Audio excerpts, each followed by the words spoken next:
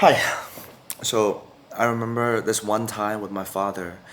I was learning how to trade at the time. I was learning how to trade cryptocurrency.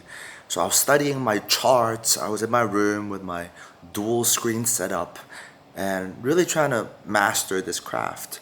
And then one day my brother walked in, saw what I was doing, and is like, "What are you doing?" I'm like, "Learning how to trade." He said, "Did you talk to dad about it?" Why would I talk to dad about it? And he started face palming. He's like, "Oh my God, you idiot. Did you not know?" I'm like, "Not know what? Did you not know that your dad used to be a trading god in Hong Kong? That's how he made his first bucket of money." And that moment, I was a little annoyed at my dad because I remember telling him 2 days before this conversation that I'm learning how to trade. And he had a very blasé reaction. He pretty much just looked at me and was like, good. And then 2 days later, I find out that this was a big part of his life once upon a time.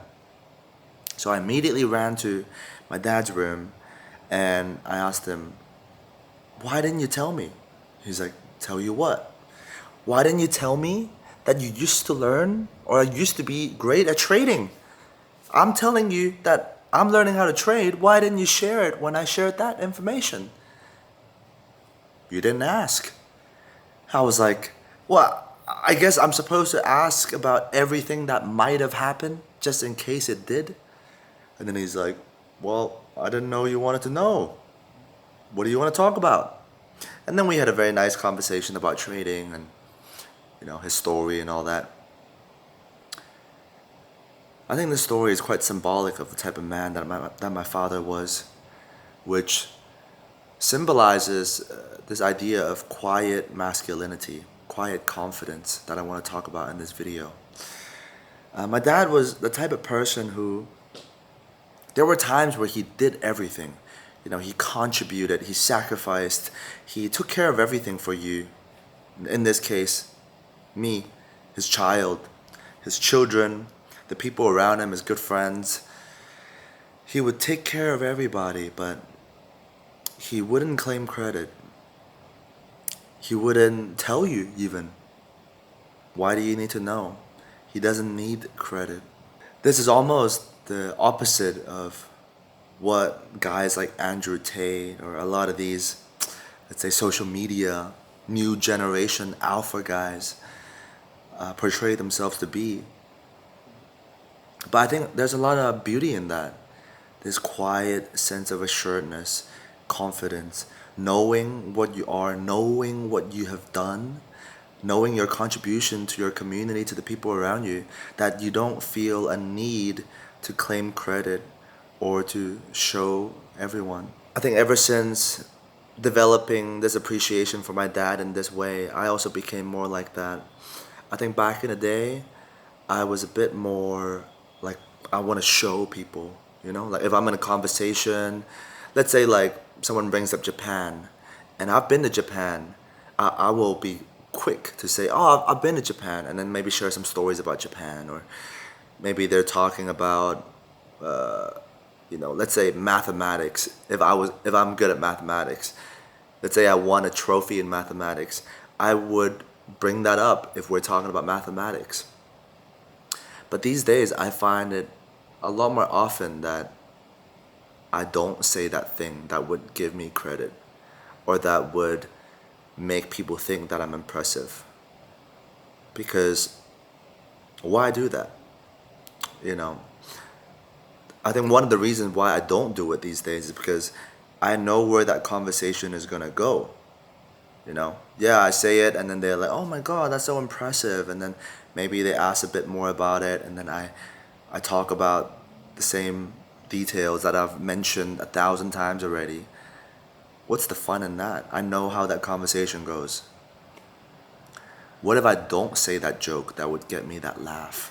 What if I don't share that piece of information that would get me to be liked? Where does the conversation go then? I think that's something that I've been experimenting with a lot more in the last year. But yeah, this quiet sense of confidence. I think it's very cool, when you meet someone. Let's bring it back to dating. Let's say you're on a date with a girl, and instead of being the guy who's like, check out my Ferrari, my Lamborghini, my Rolex, my AP. Instead of doing that, you are more chill with it, and maybe you don't show off too much. And then once she likes you, and this way you know for sure she likes you for you, right? Because you're not showing off, you're not trying to be impressive. She then slowly discovers that you have all these things about you that is impressive. In this day and age, the loud alphas, the loud version of masculinity seems to have taken over on social media. But yeah, I just wanted to share this video with you that I think the real ones know. The real ones, they know which version they like.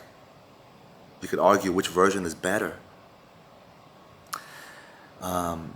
And just because you feel like you're not getting as much attention from the average person doesn't mean you're doing something wrong. Maybe you just have a quiet sense of confidence. And maybe your sense of confidence is not the kind that gets noticed in a loud nightclub immediately, because that type of environment is really where the average hang out. Maybe you're not for the average, but maybe you're the type that when the right crowd find you, they really appreciate you. I think this also ties in with the Asian idea of masculinity. I think Asian culture is very much be humble. That doesn't mean to not be confident. You can be very confident, very sure of yourself, what you're doing, what you're about, your values, without trying hard to show off to the world.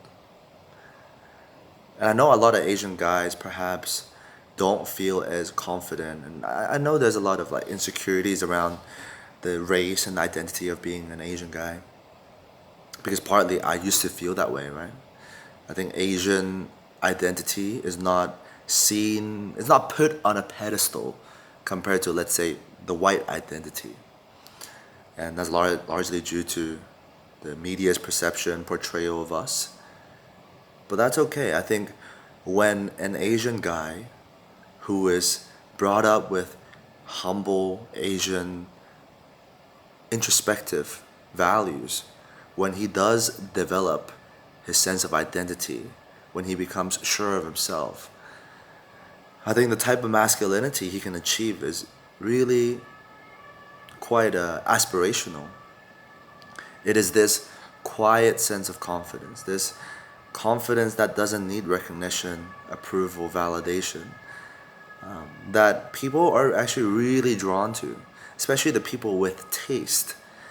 I think it's across cultures, but the highest type of masculine man, or most confident man, or at least what I view to be the highest version of it, what I'm most drawn to, is someone who's very sure of himself and who knows himself and who just acts in accordance of that without needing validation from other people. So he's not doing the right thing because he needs praises, because the only praise he's looking for is from himself. So he's just doing what he knows to be righteous, what his heart tells him to do, and that's the only expectation he tries to live up to.